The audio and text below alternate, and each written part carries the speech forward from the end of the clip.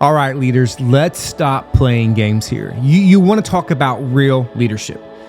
Then we have to get real. Like, what the heck is church trauma? Why does nobody want to admit it exists? It's because no one wants to face the fact that the very place that's supposed to be the safest for all of us, the church, can also be the one that wounds us the most. So we're going to call it out today. Church trauma is real. And some of you listening are going through it right now. It's happening to leaders. Yeah, I mean, I'm talking to you.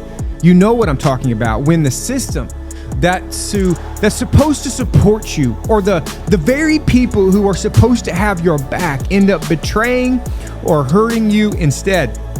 That is trauma. Now, let me ask you this. What are you going to do about it? You can sit there and act like you've got everything under control, or you can admit that something is deeply broken. If you don't confront it, it's going to take you down. And yeah, I know this can be very uncomfortable for a lot of us today, but if you're feeling crushed right now, if you're feeling betrayed, burned out, or flat out fed up with ministry, this is going to be your wake-up call today. And I want to be very clear. Church trauma isn't just about someone hurting your feelings. We're talking about deep, spirit-crushing pain. It's the kind of hurt that makes you question your role, question your calling, even question your faith. I mean, how many of you have been there before? Let me ask you again. How many of you have been so wounded that you've wondered why you even bother showing up? And don't give me that fake, I'm fine response like we all do. You know you're not. You're dragging yourself to meetings. You're dragging yourself to services and to conversations, barely hanging on by a thread. Some of you are one bad meeting away from walking away from ministry completely. Let's just put that out there. How long are you going to keep pretending that everything's okay? That's the question. You've been in that place where you can't breathe because the weight of ministry is so suffocating. Where you're smiling on the outside, but on the inside, you're screaming, I cannot take this anymore, because I know for a fact some of you are living in that exact space right now today. And let me tell you something. You've got two options. Either you're going to deal with it or it will deal with you. The sad part is no one's coming to save you. No one, not your senior pastor, not your leadership team, not your congregation. It's on you. And if you don't deal with this drama or this trauma, it's going to take you out of ministry altogether. And then what? You'll be another statistic, a leader who burned out, crashed, and ultimately disappeared. That's where this road ends if you don't do something about it. Let me ask you today, what does trauma look like for you? Is it burnout because you've been carrying the weight for everybody else, but no one's ever asked how you're doing? Or maybe it's that feeling of betrayal when the people you thought were on your side, the people who were supposed to support you, turned their backs or started whispering behind yours. So ask yourself this right now. Where is your pain coming from? And if you don't have the answer to that right now, I mean, that's fine, but don't think for 1 second that ignoring it is the solution. Let me tell you from experience, pretending does not work.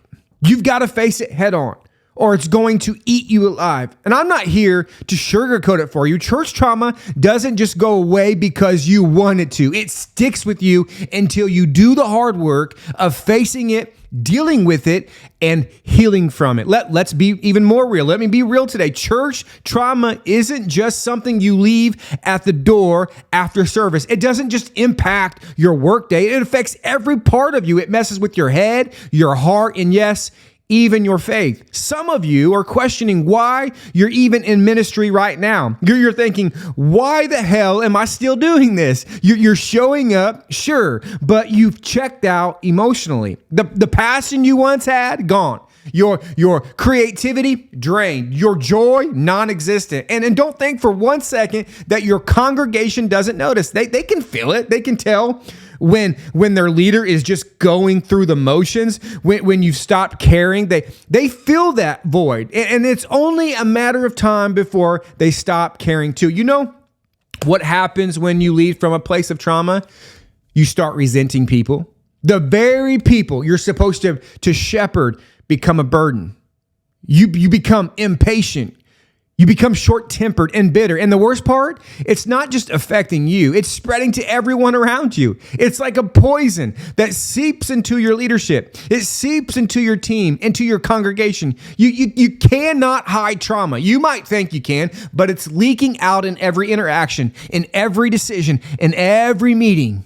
In Proverbs 18:14, it says, the human spirit can endure in sickness, but a crushed spirit, who can bear? That's what we're talking about here, a crushed spirit. When your spirit's been crushed by the weight of ministry, you can't just push through it like you would on a bad day. You can't just, brush it off. You have to confront it. You have to heal from it, because if you don't, let me tell you what's going to happen. It will destroy you. Maybe not today, maybe not tomorrow, but one day you'll wake up and you'll realize you've got nothing left to give. And you'll wonder how you got there. Well, guess what? This is how. By pretending everything's fine when it's not. Let me just hit you with a real challenge right now. What are you going to do about it? Stop sitting there thinking, yeah, this sounds like me, but I'll figure it out later. No, you won't. Do something about it now. Grab your phone, open up your notes app, and write this down. Ready? Where am I hurting right now in ministry? And I want you to be brutally honest. If you're feeling brave, go ahead and even answer that question, because this is where it starts, right here. You don't need a massive plan. You just need to admit there's a problem. That's step number one. And if you're thinking, Tyler, I don't even know how to begin. Well, that's fine too, but what's not fine is doing nothing. Don't avoid this because it's uncomfortable. Because let me tell you, it's gonna get a whole lot more uncomfortable if you keep ignoring it. You think the pain is bad now? Just trust me, just wait. You haven't seen anything yet. It's not going away on its own. You've got to face it. You've got to deal with it, and you've got to heal from it. All right, let's dive even a little bit deeper here. You ready? How does church trauma show up in your leadership? Because let me tell you something. Trauma doesn't just sit quietly in the background, does it? It doesn't stay hidden. It shows up in everything you do. You might think you're keeping it together, but you're not. You're leaking trauma into your leadership, and it's affecting your decisions. It's affecting your team, and it's affecting your church. You cannot hide it. You can't sweep it under the rug and hope it'll disappear. Trauma has a way of sneaking into every aspect of your leadership. And guess what? Everyone around you can see it, even when you think you're masking it. So here's the truth, the hard truth. If you're leading from a place of trauma, you're not leading well. You're surviving, but you are in no way, shape, or form thriving. You're holding it together with duct tape and string, hoping no one notices, but people notice. They see when you've checked out emotionally. They see when you've lost your passion. And let's be real, some of you have been on this like autopilot for months, maybe even years. Does that sound like you? Who am I talking to today? Let me ask you this, leader, today. How does your trauma show up in your day-to-day leadership? Are you snapping at people because you're stressed? You're stressed out and you're overwhelmed? Have you started avoiding the tough conversations because you just don't have the emotional energy to deal with them? Because that's how it manifests. It shows up as control. It shows up as isolation. It shows up as burnout. You start pulling back. You stop trusting people. You stop leading with conviction, and instead you're just managing chaos. That's what trauma does. It breaks down your ability to lead with clarity and purpose. Let me paint you a picture today. For those of you who are listening and watching, you're in a staff meeting. Everybody's talking, throwing out ideas, but you're barely listening. You're thinking about 10 other things you need to get done. And every suggestion that's brought up, it feels like it's just another thing added to your plate. You're frustrated, you're tired, you're done, but you don't say anything. You just sit there pretending like you're engaged, but inside you're screaming, I can't do this anymore. And instead of speaking up, you shut down and then you check out. Does that sound familiar? You've been there. You've been there, haven't you? Maybe you're still there. This is how trauma manifests. You stop engaging with your team. You stop being real with them. You start going through the motions because it's easier than facing the reality of how much you're hurting. You think you're hiding it, but guess what? Your entire team sees it. They can feel the distance. They can feel and sense the lack of energy, the lack of passion. They're watching you and they're wondering how long you can keep that up. And if you're honest with yourself, how long can you? So let's break this down even more. What happens when you keep leading from a place of trauma?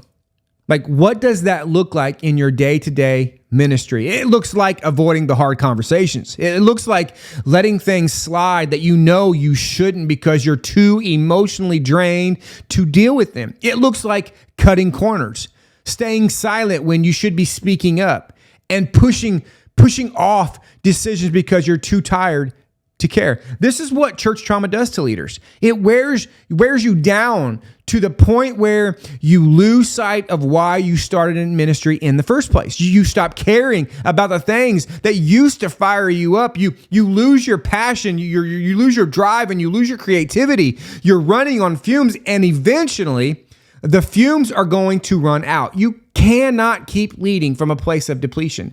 Let me be real with you. If you don't deal with your trauma, it's going to destroy your leadership. You're going to burn out. And when you do, everyone else is going to feel like they're going to feel the fallout too.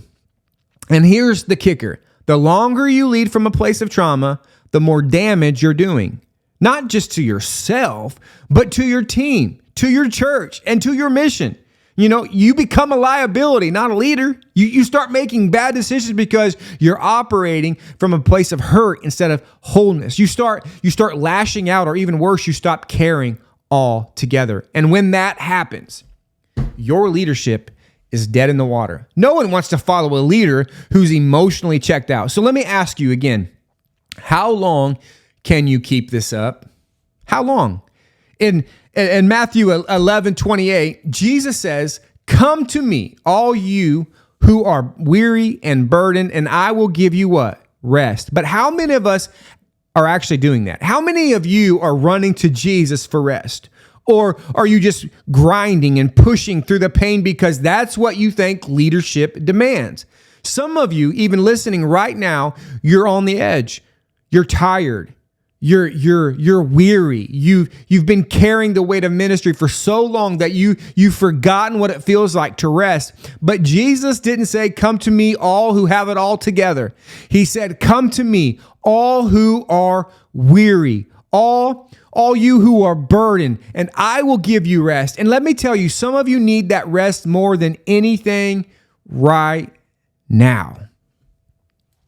So here's what I want you to do. Here's what I want you to do. Stop pretending you've got it all together. And if you're feeling the weight of leadership, if you're emotionally checked out, if you're isolating yourself, I want you to call it out. Don't hide from it. Don't ignore it, because that's not leadership. That's survival. And let me tell you, God didn't call you into a ministry to survive. He called you to thrive. But you cannot thrive when you're leading from a place of pain. So here's your challenge for the week. I want you to write down where you are struggling right now. I want you to be so honest with yourself. Where have you checked out? Where are you avoiding tough conversations? Where are you letting things slide because you're too emotionally drained to deal with it? And then I want you to take one step, just one step toward dealing with that pain, whether that's having a conversation with somebody that you trust. Maybe it's seeking counseling, or just admitting to yourself that you're not okay, because you can't heal what you don't acknowledge. And until you deal with your trauma, you're not leading from a place of health. All right, listen up. We've talked about what trauma is and how it shows up in your leadership. Now it's time to stop talking and start doing something about it, because here's the deal. Healing doesn't happen by accident. You already know this. You've watched the previous episodes. You don't just wake up one day and voila, you feel better. You don't magically move past the hurt by ignoring it. No, healing takes work and it's messy. So here's the big question. How badly do you want to get better? Because Here's the reality. You've got two choices. You can write this down. You can keep leading from a place of pain, faking it until you break completely, or you can do the hard, uncomfortable, necessary work of healing. And don't lie to yourself. It's not going to be easy, but the alternative, leading with unresolved trauma, that's a death sentence for your ministry. It's going to crush you if you don't handle it right now. So let me ask you, how committed are you to healing? Because if you're not ready to put in the work, just stop right here. This podcast isn't going to help you unless you're willing to help yourself. I got to get real. Have you ever done the work to heal? I mean, really, have you sat down and faced the pain? Or are you still pushing it aside, hoping it'll disappear on its own? Because let me tell you from experience, it will not. If you've been stuffing down your trauma, if you've been telling yourself you're fine, all you're doing is digging yourself into a deeper hole. And at some point, that hole's going to be too deep to climb out of. So let's not beat around the bush here, right? If you don't confront the trauma now, it's going to wreck you later. That's just the freaking truth. Whether it's weeks, months, or years from now, if you keep ignoring it, it'll show up in ways you never expected. It'll show up in your marriage. It'll show up in your friendships. It'll show up in your ministry, and eventually it'll take you down. So again, I'm asking you, how badly do you want to get better? Because it starts with one thing: admitting you're not okay. I want you to picture this today. You've been carrying your trauma for months, maybe even years. You felt the weight, but you've just been ignoring it. Every Sunday, you're up there preaching, smiling, shaking hands, but inside, you're barely holding it together.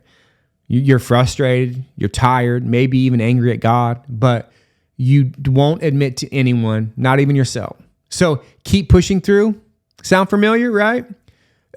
You don't want to admit that you're hurt because you think it makes you weak. You think you'll let people down if you tell them that what's really going on in your life. But let me tell you, pushing through isn't healing. Showing up physically while you're crumbling inside isn't strength, it's denial. And eventually, that denial is going to break you. So here's the $1 million question today. Are you willing to stop pretending? Are you ready to get real about what's going on inside you? Because until you do, nothing's going to change. Nothing is going to change. Let's break it down. Healing starts with honesty. And that's the hardest part, right? Being honest with yourself, being honest with God, and being honest with the people around you. Because let's face it, no one likes to admit that they're broken, especially not leaders. We've been trained to believe that we have to have it all together all the time. But let me tell you something, that's a lie. If you want to heal, if you want to lead from a place of health and wholeness, you have to get real about the areas where you've been hurt. It starts with admitting the truth. The church let you down. Your leadership team let you down. Your congregation let you down. Maybe you yourself, you let yourself down. And until you admit, there's no path to it healing. You can't heal what you don't confront.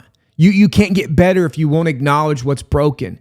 This is where the real work begins. Not in pretending, not in pushing through, but in being brutally honest about where you are. Okay, so what's the next step then, right? After you admitted to yourself that you're not okay, what comes next? The next step is doing something about it.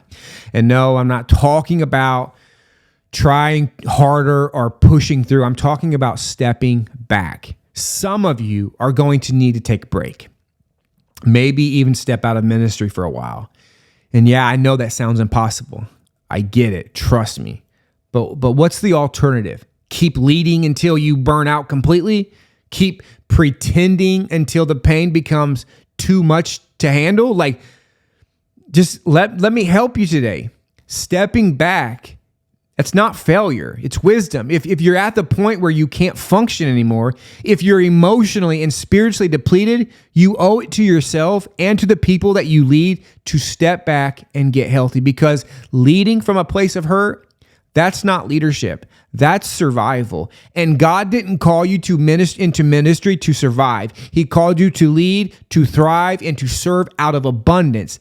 And you cannot serve out of abundance if you're leading from a place of depletion. In Psalms 34:18, it says, "The Lord is close to the brokenhearted and saves those who are crushed in spirit." And I know some of you listening right now feel crushed.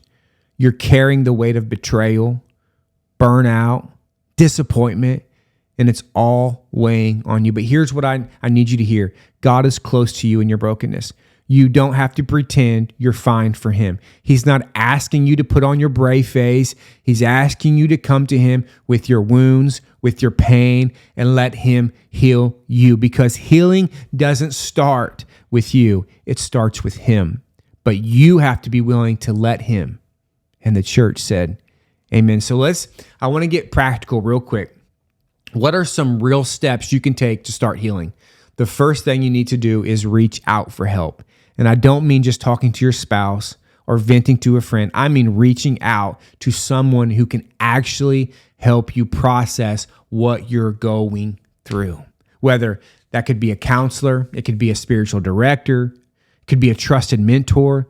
I mean, don't try to do this alone. You need someone who can help you navigate this pain in a healthy way. The second thing you need to do is get real about your boundaries. A lot of us are in trauma because we never set clear boundaries in ministry. You're letting everyone and everything drain you because you feel like it's your job to fix all the problems, solve all the crises, and carry all of the weight. But that's just not sustainable. You need to start protecting your time, your energy, and your mental health. And yes, that means saying no to a lot of things. I know it feels impossible, but it's not. I know. The world will keep spinning even if you take a break. Shocker, right? So here's my challenge. Here's my challenge for all of our leaders out there. What's your next step in healing? Maybe it's finally scheduling that counseling session you've been putting off for a long time now. Maybe it's taking a sabbatical to get some real rest. Maybe it's sitting down with someone on your leadership team and having an honest conversation about where you are at in your ministry journey. Whatever it is, do it today. Stop waiting. Stop pretending. Just stop pretending you've got it all together, because the longer you wait, the worse it's going to get. And here's the thing. You're not alone in this, guys. I know it feels like you're the only one going through this, but you're not. Every leader faces trauma at some point. The question isn't whether you'll experience it. The question is whether you'll let it destroy you or whether you'll take the steps to heal. So what's it going to be? Are you going to keep pretending, or are you going to step into healing? And now that we've talked about personal healing, we need to take it a step further, because trauma doesn't just affect you. It affects the entire leadership culture at your church.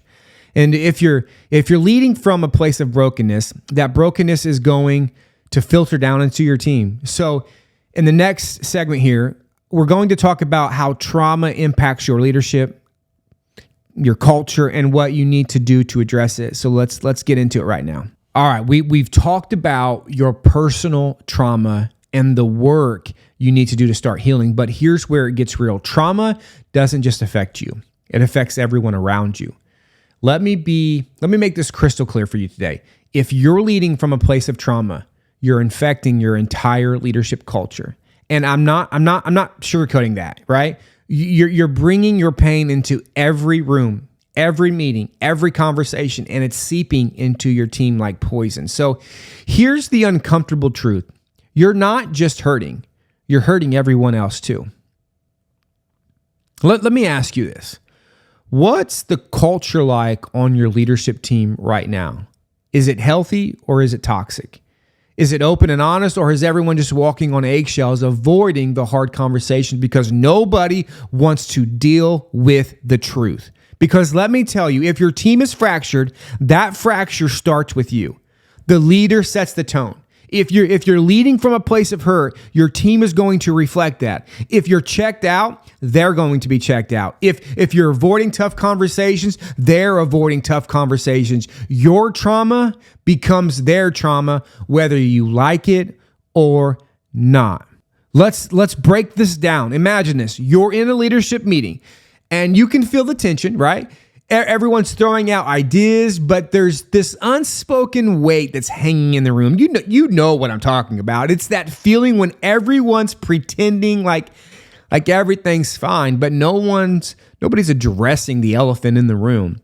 Maybe it's a moral failure that's been swept under the rug. Maybe it's a disagreement that's been lingering for weeks. Maybe it's the fact that half the team is burned out and nobody's willing to say it. So what do? Do you keep quiet, hoping that somehow things will magically resolve themselves? Or do you step up and say, hey, we need to talk about this. We need to deal with what's really going on, because let me tell you today, the longer you let that tension fester, the worse it's going to get. If you don't address dysfunction, the cracks in your leadership culture are going to become full-blown fractures. And once that happens, good luck holding the team together.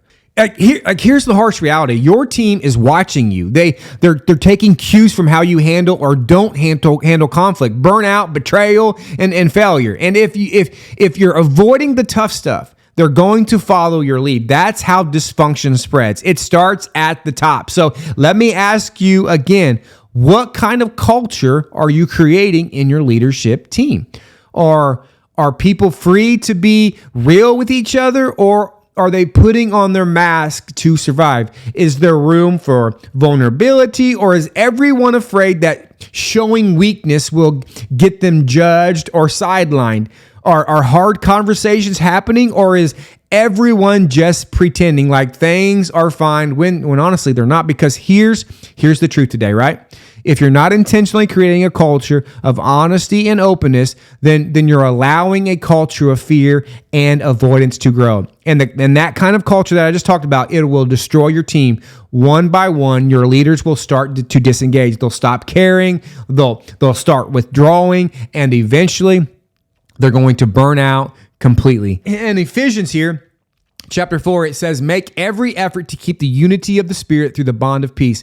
But let me be real with you today. You can't have unity without honesty. You can't have peace without addressing the real issues that are breaking your team apart. Unity, it doesn't happen by accident. It's something you have to fight for every day. And if you're not willing to do the hard work of creating a culture where people can be real with each other, you're not fighting for unity.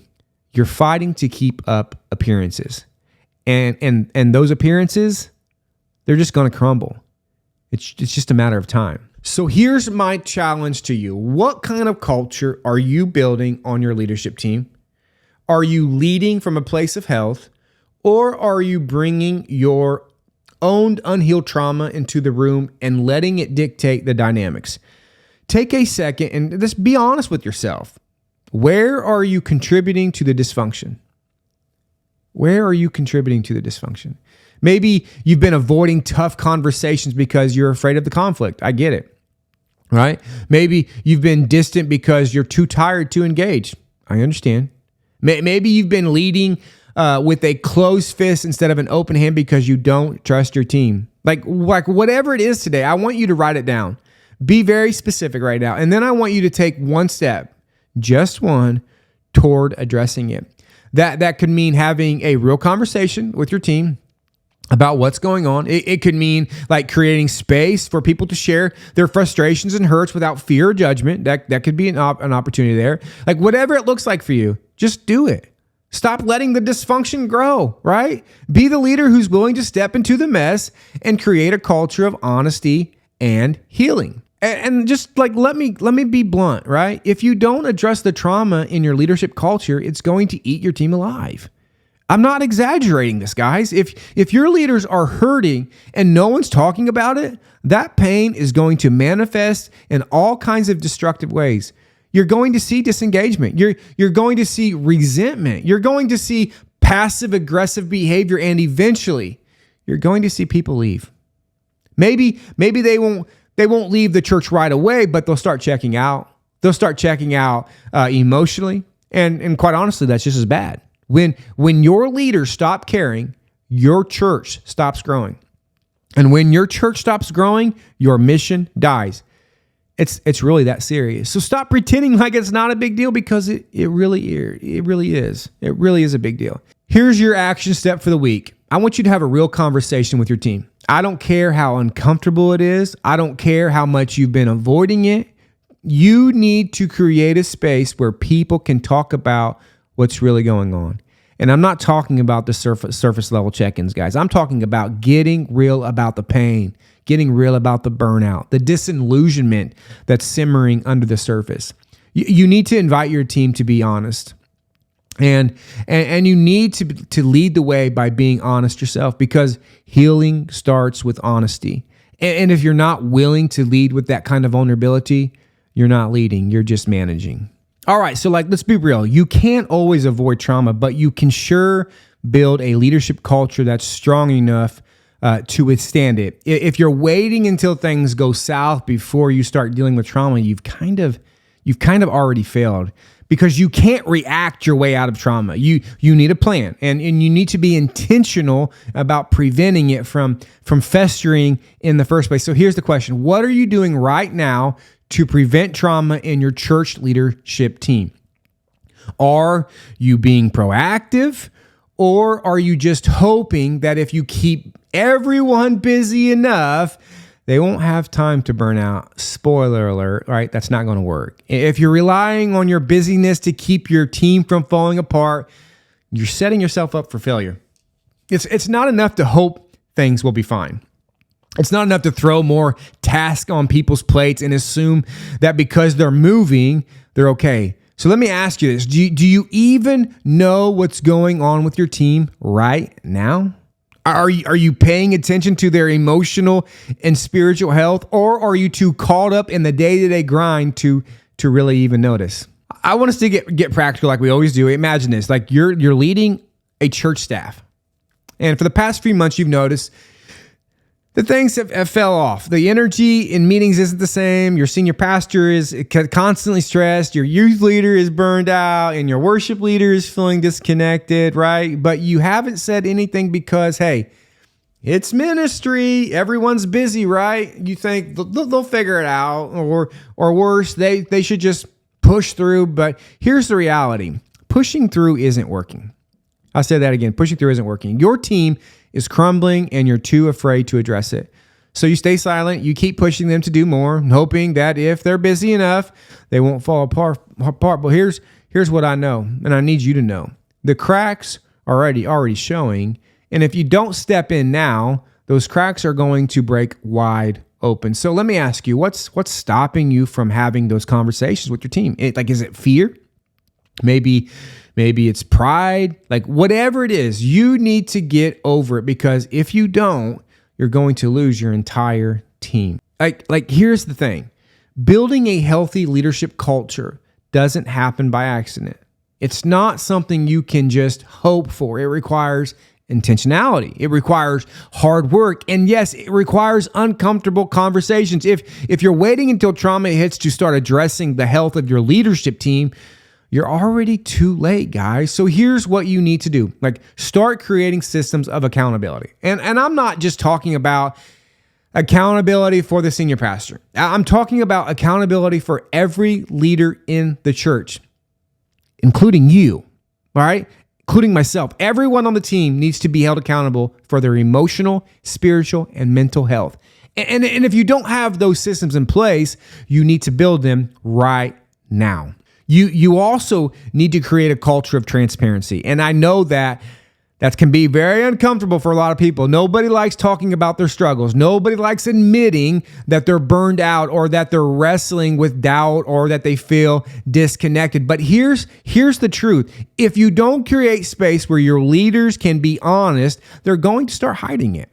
They're going to start pretending everything's fine, even when it's not. And when people start hiding their struggles, that's when trauma takes roots. That's when burnout becomes inevitable. And once you're in the burnout zone, it's a lot harder for you to come back. Proverbs 27:17 says, as iron sharpens iron, so one person sharpens another. But here's the thing, sharpening isn't comfortable. It's not a gentle process. It involves friction. It involves challenge. It involves facing the tough stuff head on. If your leadership culture is one where everyone's just keeping quiet and pretending like they've got it all together, you're not sharpening each other, guys. You're just maintaining the status quo, and the status quo isn't going to cut it in a world that's constantly pushing your leaders to their limits. Like think about this. How many times have you seen a church completely blindsided by moral failure? Everyone's shocked. Nobody saw it coming. But here's the truth. The warning signs were there all along. They were just ignored, right? Maybe the senior pastor was overworked, more than likely was, isolated probably, and not accountable to anyone. Maybe the leadership team was burned out, but nobody was talking about it. And then one day the bomb drops, a leader fails, or the leader falls, the church is thrown into crisis, and everyone's asking, well, how'd this happen? It happened because no one was paying attention. It happened because nobody was willing to step in and say, hey, I really believe something's wrong here. So let me ask you this. Are you paying attention?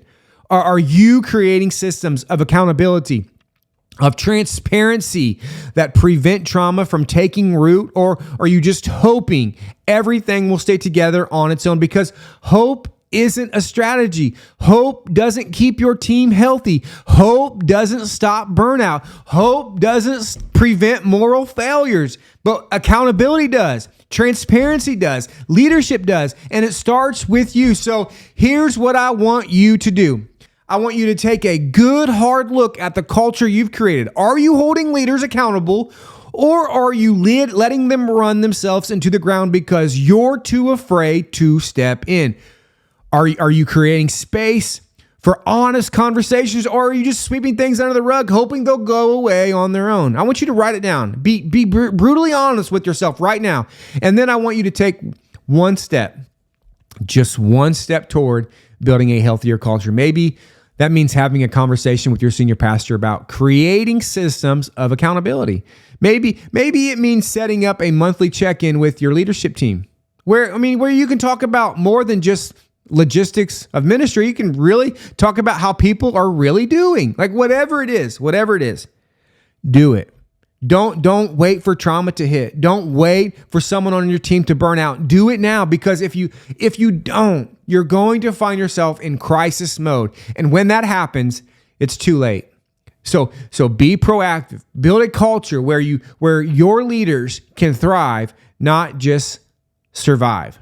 And let me just tell you something. The cost of not building a healthy culture is huge. It's not burning out or one more moral failure. It's about the ripple effect. When your leadership team is unhealthy, that unhealthiness spreads through the entire church. Your congregation picks up on it, right? Your volunteers pick up on it, and eventually your mission starts to suffer. The very reason your church exists, to bring people closer to God, to serve your community, to spread the gospel, it starts to fall apart. And why?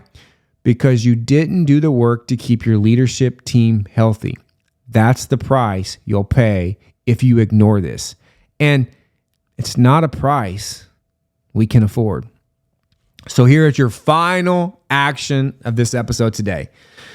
Build a system of accountability this week. Don't wait until next month or next year. Do it now. Maybe that means setting up, a peer accountability group within your leadership team. Maybe it means bringing in outside voices, mentors, or coaches who can help you hold yourself accountable, hold your team accountable, like whatever it looks like for you, whatever it looks like for your church, make it happen. And here's the thing. Accountability isn't just about catching people when they fall. It's about preventing the fall in the first place. It's about creating a culture where people are supported, where they're challenged, and where they're sharpened. So start now. Don't wait. until it's too late. All right, second chair leaders, we've gone deep today. We've talked about your personal trauma, the impact it has on your leadership, how it infects your team, and what you need to do to prevent it from taking root. But here's what I need you to understand. This type of work, it never stops. Building a healthy leadership culture isn't something you do once and forget about it. It's an ongoing process. You need to be intentional about every single day. So don't just listen to this podcast and move on. I want you to take action. Hold yourself accountable. Hold your team accountable and commit to creating a culture where your leaders can thrive. And remember, second chair leader does not mean you are second best. You have the power to create real change in your church, in your team, and in your own life. So let's get to work. I want you to hit me up on Instagram, like right now, at Walker Tyler Official, and let's keep this conversation going. DM me, ask me questions, tell me what steps you're taking to build a healthy leadership culture in your church. Let's learn from each other. Let's support each other and make sure we're all leading from a place of health, not hurt.